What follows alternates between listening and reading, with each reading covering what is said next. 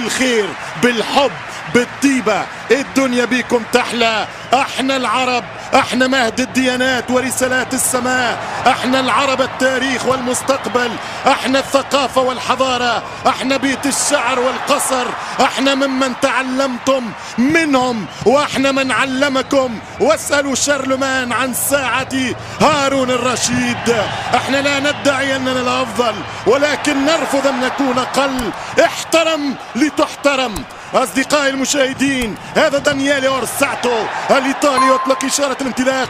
الموعد المنتظر، قطر تاسع بلد عربي في كأس العالم بعد الرباعي الإفريقي، مصر المغرب تونس الجزائر، ورباعي القارة الآسيوية بالكويت العراق الإمارات الأخضر السعودي. اليوم العناب القطري، تاسع العرب في تاريخ الوورد كاب.